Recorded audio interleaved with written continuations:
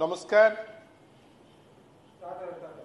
Bharatiya Janata party रो वरिष्ठ विधायक संबलपुर रु जी प्रतिनिधित्व करुचंती वर्तमान श्री जयनारायण मिश्र आज जो तांकर वक्तव्य रखिचंती मु केवल एतिकी कहिबी दल तरफ जे से प्रश्न उठेइचंती ओडिशार अखंडता उपरे एवं ओडिशार अस्मिता उपरे।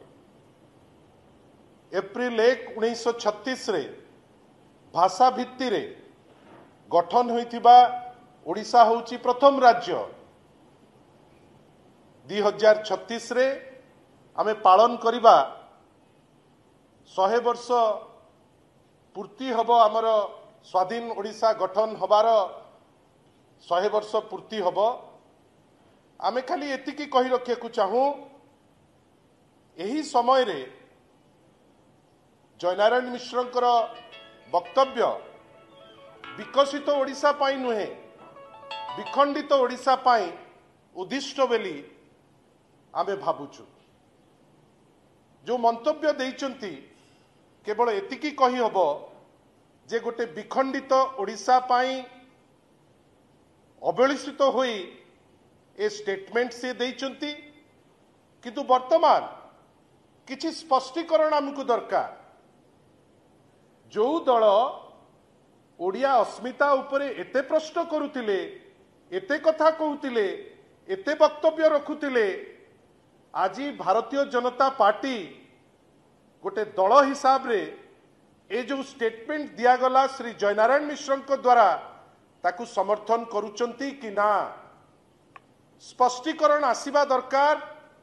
माननीय मुख्यमंत्री पाखुरु जे ओडिया अस्मितार कथा छोटिया छोटिया जिनिस रे मध्य कहउचंती जे एई जो वक्तव्य रखिचंती श्री जयनारायण मिश्र ता उपरे से सहमत अछंती कि ना।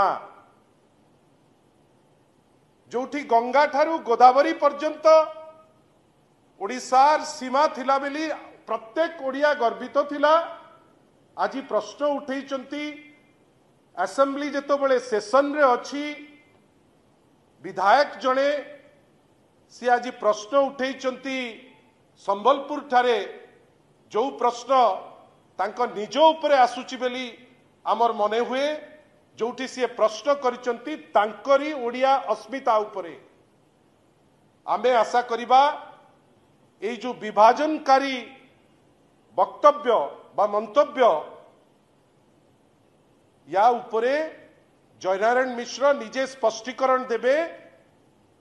आउ जदि सेटा तांको दलर मत नुहे आउ जदि सेटा माननीय मुख्यमंत्री कौन कहउचंती ता परे से क्षमा प्रार्थना करिवे समग्र ओडिशावासी पाखरे। आमे केवल एतिकी भाबुचु जणे व्यक्ति विशेष ओडिया अस्मिता कहिकिरी जहार दल पावर को आसुची जदि मंत्रिमंडल रे स्थान गोटे पाइबा पाई 7 मास रु देरी हेई गला से कोन ओडिशा को खंड विखंडित कर देबे।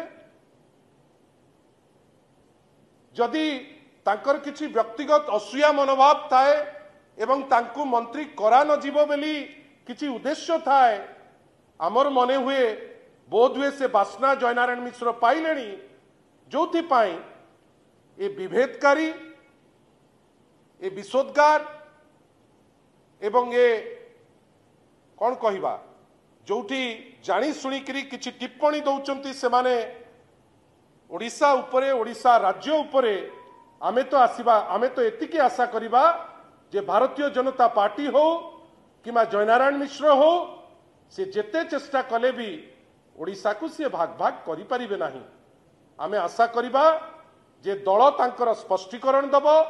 आमे एइटा मध्य आशा करिबा ओडिया अस्मिता को लोकंक पाखरे कौन से माने चेष्टा करुथिले थटा परिहास हिसाब रे कहिबा पाई जे इलेक्शन आज सरू सरू ओडिशा को केमती विभेद करिवे, ओडिशा को केमती भाग भाग करिवे जयनारायण मिश्रंकर मुहरु भारतीय जनता पार्टी कहिबा पाई उद्यम करुछि कि अनेक असीमायित प्रश्न अछि।